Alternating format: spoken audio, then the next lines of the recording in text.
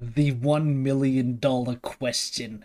Could the Happy Gilmore 2 movie live up to the hype of the first one?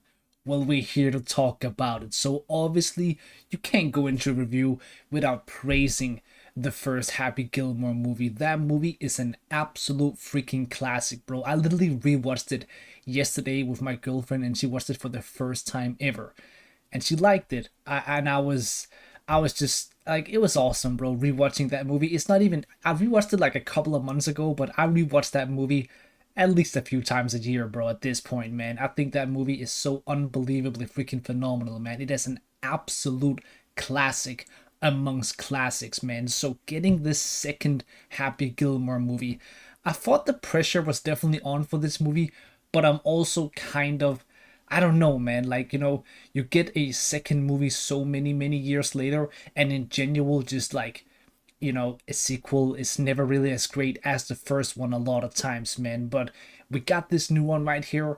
Before we even get into this review right here, I am one of the biggest Adam Sandler D writers. That's just being honest, man. I freaking love the guy. Like, Grown Ups is my favorite movie of all time. Literally my number one favorite movie of all time ever. Grown Ups. Love that movie so freaking much, man. All of Adam Sandler's movies, absolutely love him, man.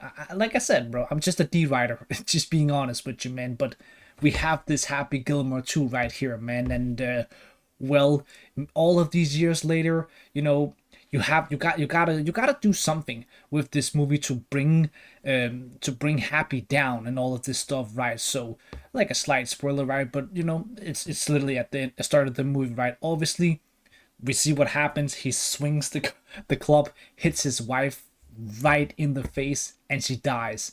And he just goes into an absolute freaking depression, drinks, and all that sort of stuff. So you have a man hitting rock bottom. So basically, what this movie does is it takes you through a journey of building him back, trying to become the man that he used to be, to do something good for his daughter, because he now has four sons and one daughter, and he wants to send his daughter to dance school, and that's going to cost him $300,000, and he can't really make that any other way than through golf. That's awesome. I really like that idea.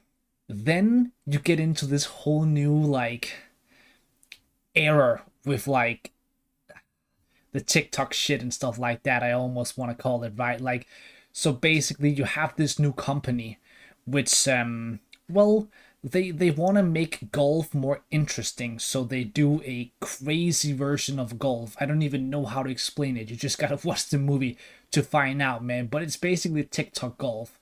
If I were to explain it, man, it's yeah, it for me personally, I thought that was a terrible idea to go with that through the movie. I think that a much more satisfying journey would have been for him to go through this movie kinda in the same route that the first movie did. And like, obviously, you don't want to do a shot for shot of the first movie for the second part. I do understand that you want to take it in a different route and do something different, so you didn't just do the first one again. But I don't know, man. I just felt it was way too TikToky. That I don't know. I know it's a lame way to describe it, but I genuinely don't know another word to describe it, man. But I still felt there was a lot of moments in this movie that made me laugh, and that's always a guarantee for an Adam Sandler movie. I am gonna laugh my ass off. His humor is my type of humor, so there was countless amongst countless of times throughout this movie that I laughed my ass off, man. And some of the dumbest stuff that people are gonna roll their eyes and be like, "That's just not funny at all."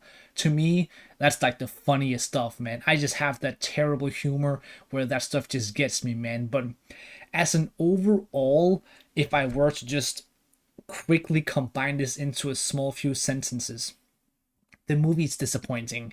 It really is, man. It's like a 5 out of 10. I would say it's not horrible. It's not horrible whatsoever. It is definitely watchable. Is it something that if this were a movie that would go to theater, you should go and watch? Absolutely not. This is one of those movies where wait for streaming, but obviously this is already out on streaming. So, but you get the like point that I'm trying to make, right? But as an overall, I do think the movie was disappointing. It could have been much, much better. I know a lot of the story had to have been rewritten due to the guy that plays Chops unfortunately dying, like back in 2024 when they were like writing this movie and stuff like that. So a lot of it had to be rewritten. But I still think the overall same story is probably what we still got. But yeah, I do think that it should have been less TikToky, less lame in that sort of sense, but it was never gonna live up to the first one. But I think as an overall, it was just disappointing, man. And I was so it was honestly I was this was one of the movies that I was the most excited about watching this year. Crazy, I know, but I just love the guy Adam Sandler so much, man. But this movie just really didn't do it for me. I still love the first one and will be rewatching that endless times. Will I maybe every now and then when I rewatch the first one turn this one on? Yes, but am I gonna do that every single time?